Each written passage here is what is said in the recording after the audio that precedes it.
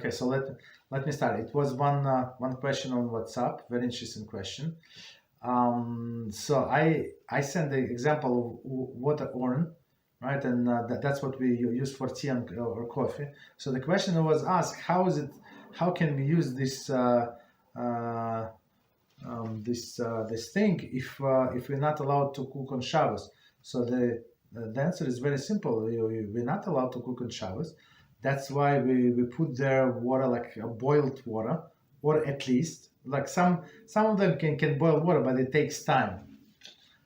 I don't know how much time you check the menu.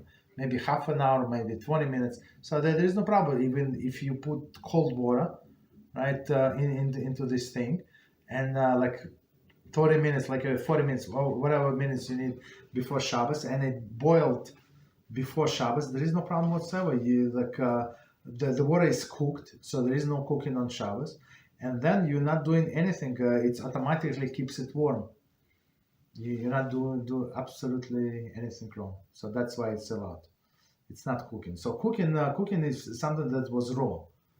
Something that was raw, and you cook it. For example, it would apply to water as well. So you want to make yourself tea, right? So and you don't want to just warm up water a little, right? You want to like boil it. So it would be cooking. Even when you warm it to the temperature when your hand is recoiled, that's already cooking. So, but our sages they build the fences for us. They say, don't put this cold water on next to the heat, and then next to any source of the heat where it can reach this temperature when your hand recoils.